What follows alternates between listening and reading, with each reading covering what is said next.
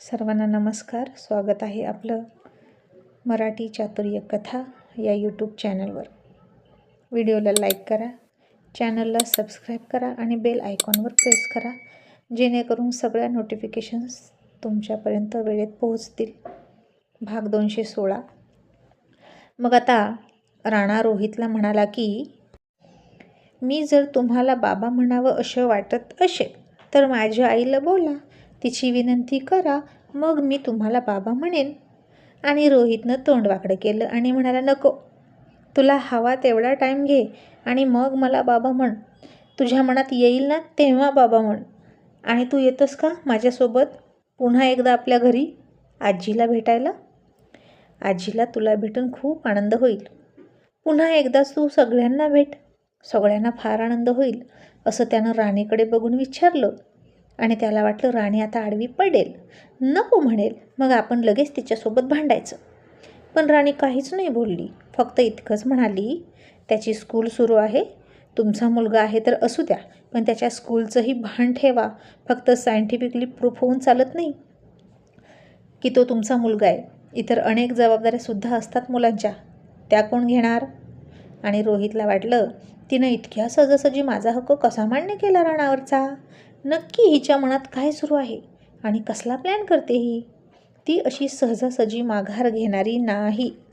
आणि रोहित म्हणाला, ठीक आहे, आपण नंतर जाऊया राणा, मला तुला सगळ्यांशी भेटवायचं आहे आणि तू माझा मुलगा आहेस म्हणून घरात सगळ्यांना खूप आनंद होईल.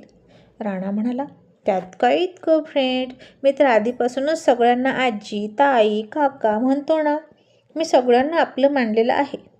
आणि रोहितला वाटायचं की राणाला काहीच आनंद का होत नाही, इतका कसा अनहॅप्पी आहे तो.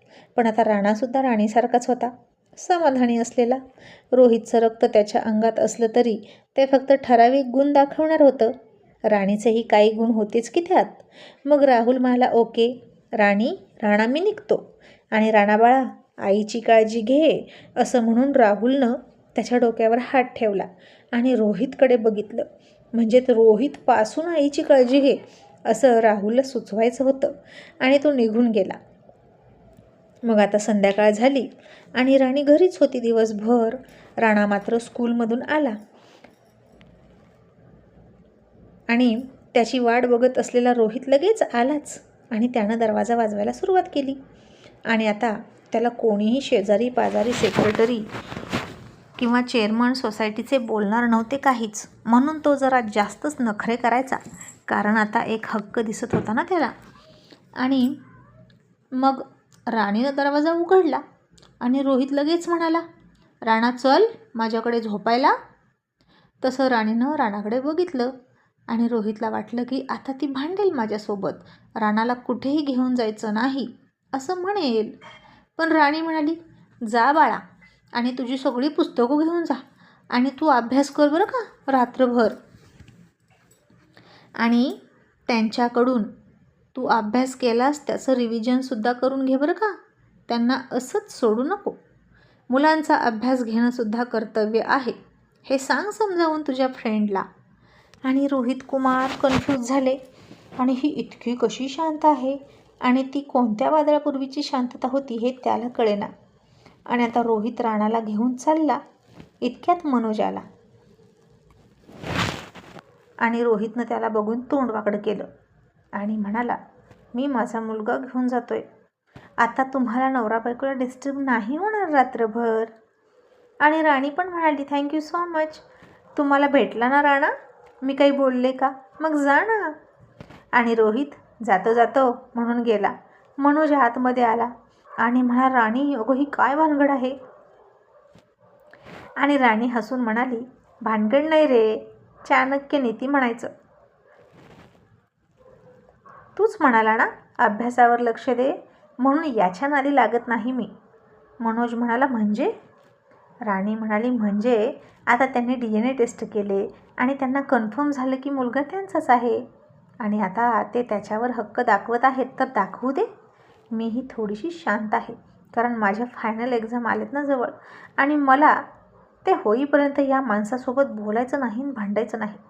मग याला मी कायदेशीर हिसका दाखवणार आणि मला आत्ताच मनस्ताप करून घ्यायचा नाही. मनोज तिला समजावत म्हणाला, राणी अगं मग एक काम कर ना, सरळ त्यांना सांगून टाक ना की तूही आजपर्यंत त्यांच्याशी एकनिष्ठ आहेस. तुझंही माझ्यासोबत लग्न नाही झालेलं. राणी, तू, राणा आणि रोहित सर, किती छान कुटुंब होईल ग तुमचं. कशासाठी उगीचच त्यांच्यापासून गोष्टी लपवून ठेवते आणि त्यांचा गैरसमज वाढवतेस. राणी माझं ऐक आणि तू त्यांचा गैरसमज काढून टाक ना. आणि चिडलेली राणी म्हणाली, कशासाठी त्यांचा गैरसमज दूर करू. मला आता नवऱ्याची गरज नाही. मी इंडिपेंडंट आहे आणि या माणसाने माझ्यावर 1000 शिंतोडे उडवलेत आणि त्याला मी पुरावे देत बसू का माझ्या पावित्र्याचे. आणि कशासाठी. आता मला त्यांची गरजच नाही. इतकी वर्षे विना नवऱ्याची मी राहिले ना आणि जगलीसुद्धा. मग आता त्यांची गरज नाही. मी इथून पुढचं आयुष्यसुद्धा एकटीने काढेल. त्यांचे आणि माझे विचार खूप वेगळे आहेत आणि आमच्या दिशा वेगवेगळ्या आहेत. पुन्हा आम्ही एका रस्त्यावर चालणं अशक्य आहे. मनोज काकुळतीला येऊन म्हणाला, राणासाठी कर. राणी, तू हे राणासाठी कर, असं मनोज म्हणाला. आणि राणी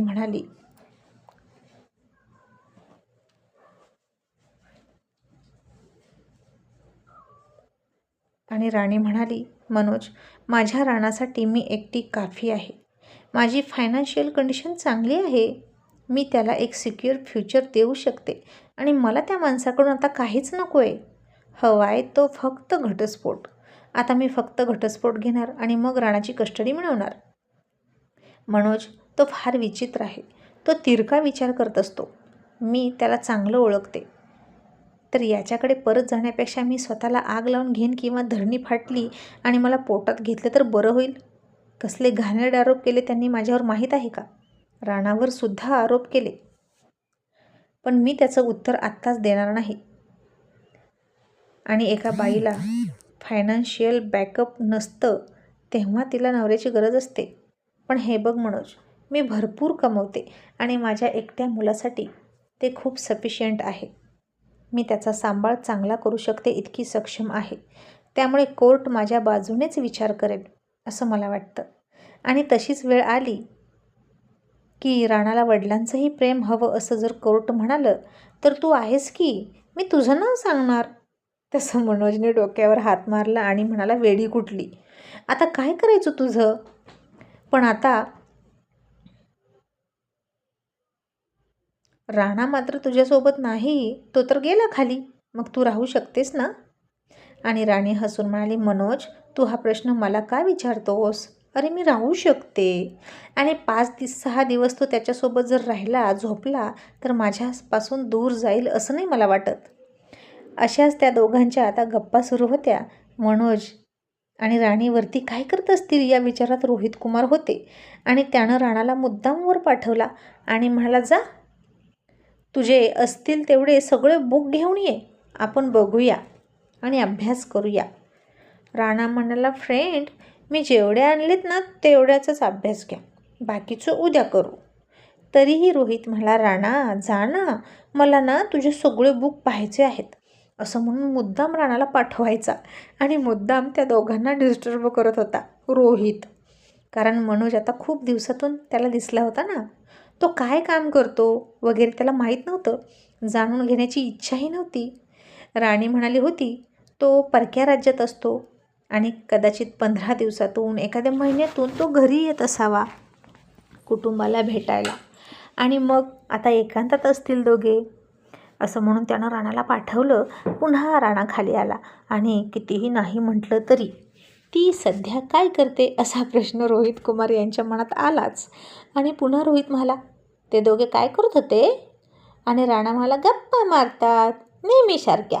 आणि मनात चरफडत रोहित म्हणाला, बरोबर आहे ना, इतक्या दिवसांच्या गप्पा शिल्लक असतील, प्रेम शिल्लक असेल, तेच व्यक्त करायचं असेल. जाऊ दे, मरू दे, आणि मी का त्यांचा इतका विचार करतो. राणा, तू माझ्याकडे झोपशील का. आणि राणा म्हणाला, हो. आई म्हणाली आहे की तिकडेच झोप. आणि रोहितला पुन्हा वाईट वाटलं. मग मनोज आता कधी निघून गेला हे रोहितला माहीतही झालं नाही. आणि राणी चांगला अभ्यास करायला लागली. रोहितला आता सतत फोन यायचे कार्यकर्त्यांचे. त्या फोनमुळे राणा वैतागला होता. आल्यापासून त्याचे फोन सुरू होते. राणाचा अभ्यास घेणं त्याला जमलंच नाही आणि राणा आता चिडला. पुस्तकं झाकली आणि म्हणाला, फ्रेंड मी जातो माझ्या आईकडे. आणि रोहित घाबरून म्हणाला, काय झालं राणा?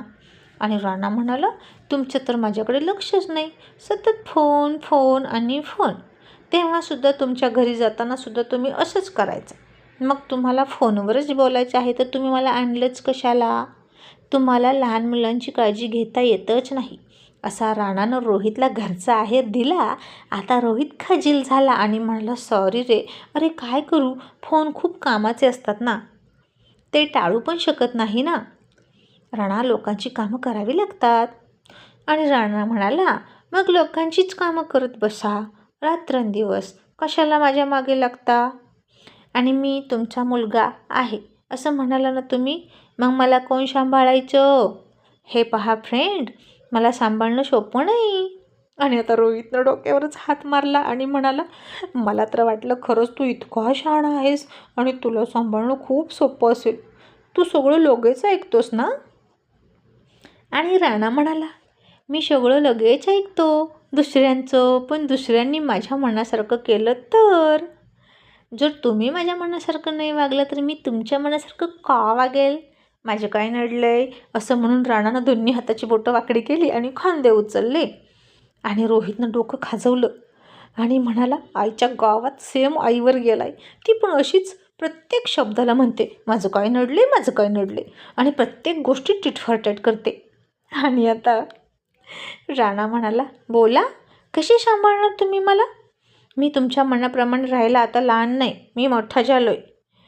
आणि आता मला एक गोष्ट सांगा. आणि पुन्हा रोहितच्या डोक्यात शिट्ट्या वाजल्या आणि म्हणाला, गोष्ट? आता तुला कोणती गोष्ट सांगू? राणा म्हणाला, कोणती पण सांगा, एखादी बोधकथा सांगा, आणि मला रोज एक गोष्ट ऐकल्याशिवाय झोप नाही येत. आणि रोहित म्हणाला, तेव्हा आपल्या घरी आला होता तू माझ्यासोबत, तेव्हा कसं झोपला होता विना गोष्टीचा? मग आता पण झोपणार राणा? आणि राणा म्हणाला, तेव्हा तुम्ही कुठे माझे वडील होता? आई म्हणते असं विनाकारण कोणाकडे हट्ट करायचा नाही, म्हणून तुमच्याकडे हट्ट केला नाही गोष्टीचा. पण आता तुम्हीच म्हणाला ना तुम्ही माझे वडील आहात. आई म्हणते आईवडिलांकडेच हट्ट करायचा. आणि रोहित म्हणाला, ए राणा, अरे वडील काय म्हणतोस, बाबा म्हण ना. तू तिला आई म्हणतो ना, मग मला बाबा म्हण. आणि राणा म्हणाला, नाही, ते आई सांगेन तेव्हाच म्हणेन, तोपर्यंत फ्रेंड म्हणणार, आणि या नात्याने तुम्ही माझे वडील. आणि आता रोहितनं पुन्हा डोक्यावर हात मारला आणि म्हणाला, वाद, खूप वाद घालतोय हा मुलगा. आता ही तिची सवय उचलायची काही गरज होती का याला? आणि राणा म्हणाला, तिची म्हणजे कोणाची? माझ्या आईची. हे पहा, तुम्ही माझ्या आईला खूप रडवलं, पुन्हा असं करायचं नाही. ती रडलेली मी नाही बघू शकत, कारण ती माझ्यासमोर कधीच रडली नाही. आणि आता मी मोठा असताना ती का रडेल? आणि तुमच्यामुळे ती काल खूप रडली. पुन्हा जर असं झालं ना तर मी तुमच्याशी बोलणार नाही स्वतः होऊन. आणि आता रोहित घाबरला आणि म्हणाला, सॉरी राणा, सॉरी सॉरी, अरे मी तुझ्यासाठीच भांडलो तिच्याशी.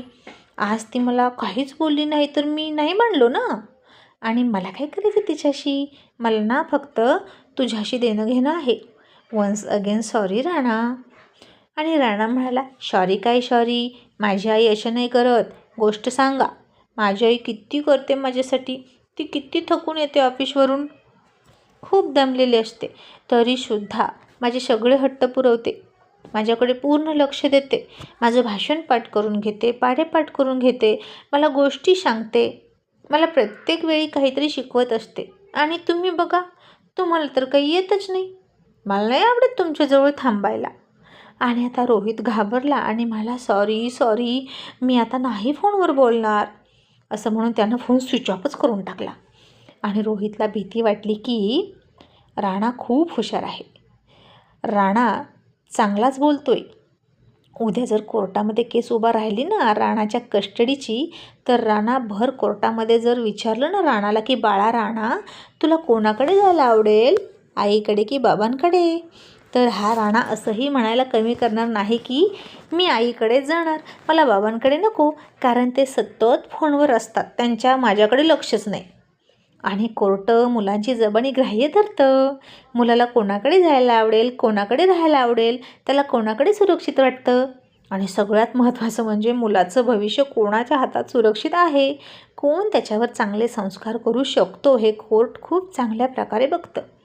आणि इथे तर पहिल्याच प्रकरणात रोहित कुमार नापास झाले आणि तो नापास असा शेरा त्यांच्याच मुलानं त्यांच्यावर ओढला आणि रोहित सावध झाला. आणि यापुढे आपण राणासोबत खेळायचं, त्याला पार्कमध्ये घेऊन जायचो, शॉपिंगला जायचो, पिक्चरला जायचं आणि तो हॅप्पी राहील असं करायचं असं त्यानं ठरवलं. आणि तो लगेच फोन बाजूला ठेवून खुश होत म्हणाला, राणा आपण काय करूया, आपण आता तुला बरं वाटेल म्हणून अंताक्षरी खेळायची का? आणि राणानं भिंतीवरच्या घड्याळात बघितलं आणि रोहितकडे थोडंसं रागात बघितलं. तोंड वाकडं करून म्हणाला, फ्रेंड 12 वाजत आले, आता अंताक्षरी खेळायचा टाईम नाही, झोपण्याचा टाईम आहे. तुम्हाला ना खरंच काही कळत नाही, लहान मुलांना कसं सांभाळावं. असं म्हणून राणा पटकन झोपला. आणि आता कशाचं काय, रोहित कुमारांचा पुन्हा चेहरा पडला. मग तोही झोपला. आणि सकाळी उठल्यानंतर राणानं डोळे चोळले आणि म्हणाला, फ्रेंड उठा, आपल्याला एक्सरसाइज करायची. आता रोहित उठला. दोघांनी एक्सरसाइज केली आणि रोहितचा नोकर अजून आलाच नव्हता. आणि राणानं त्याच्याकडे हात केला आणि म्हणाला, दूध. आणि रोहितनं तोंड वाकडं केलं आणि म्हणाला, आता मी किचनमध्ये जायचं का? राणा नोकर येईपर्यंत थांब ना. आणि राणा लगेच गाल फुगून बसला.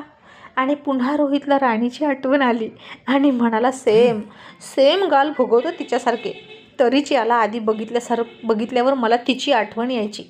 आणि राणा म्हणाला, आता मी एक काम करतो, मी ना जातो आईकडे. माझ्यासाठी काही करण्यासाठी आई नोकराची वाट बघत नाही, ती स्वतः किचनमध्ये जाते.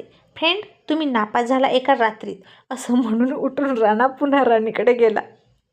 आणि रोहित म्हणाला, वैतागला आणि म्हणाला, अरे देवा, आता हा काय माझी परीक्षा घेण्यासाठी आला होता की काय? नक्कीच तिनं त्याला शिकवून पाठवलं आहे. तरीच म्हटलं, इतक्या सहजासहजी कशी पाठवेल ती त्याला माझ्याकडे? खूप मोठा प्लॅन आहे तिचा, खूप मोठी गेमर आहे ती, लहान मुलांनासुद्धा शिकवते. युजलेस नॉनसेन्स, खूप पुढची आणि पोहोचलेली मुलगी आहे ती. असं म्हणून एका रात्रीतच रोहित कुमार वैतागले.